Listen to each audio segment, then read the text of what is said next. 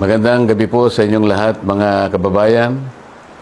Ngayong araw ay narinig po ninyo ang pagpapahayag at mga deklarasyon at testimonya ng mga dating sundalo na nagpasya na magkatipon-tipon kaninang umaga at natapos kani-kanina lang tungkol sa maanumalyang flood control projects na kinapalooban ng maraming pagdideliver ng napakaraming mali-maletang salapi sa iba't ibang mga tao at opisyalis ng ating bansa.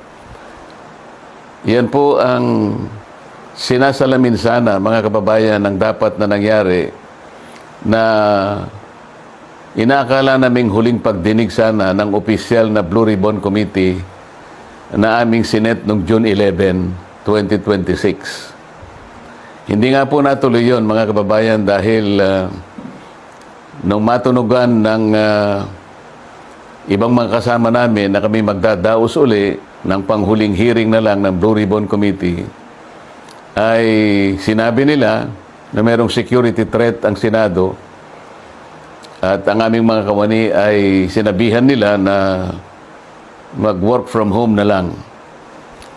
Dahil po sa security threat at nagkaroon po ng napakaraming mga tanod sa Senado at wala naman po kaming magagamit na mga kawani, hindi po natuloy yung June 11 hearing na yon. At nang dahil doon ay nagpasya ang mga kumukup-kup dun sa 18 at higit pang mga dating sundalo na maggawa na lang ng pagpapahayag na ginawa nga nila sa araw na ito. Yan pong mga narinig nyo sa araw na ito ay siyang dapat na marinig po ninyo sa isang pagdinig ng Blue Ribbon Committee na ang representasyong ito ay matagal na pong itinalaga ang kanyang kakayahan na siya ang manguna na matukoy po natin ang mga taong nasa likod ng napakamalaganap at napakamalaking nakawan sa salapi ng bayan na ganap po sa kasaysayan ng ating republika. Nang dahil po dyan ay marami po ang nagkaroon ng galit sa inyong lingkod at ako po ay kinasuhan nga ng kahit mga imbentong mga kaso.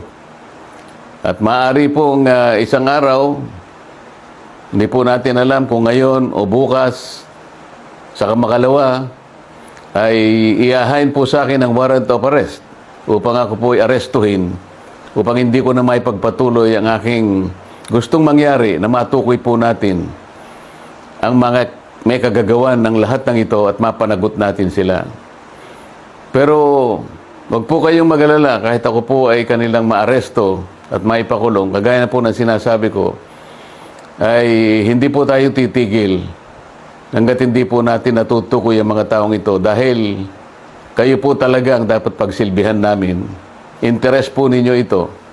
Huwag kayong mawawalan ng loob at huwag kayong mawawalan ng pag-asa. Pansamantala lang naman siguro ang hindi tayo magkikita ng harapan. Ngunit dahil po sa ating pakikipaglaban, alang-alang po sa interes ng ating bansa, ay kailangan tayong magkaisa. Sa tulong po ng Panginoon Diyos, magtatagumpay din po tayo. Mabuhay po kayong lahat at sana'y araw-araw ang diwa ng ating pagkakaisa ay huwag pong mawala sa bawat isa sa atin. Salamat po sa inyong lahat.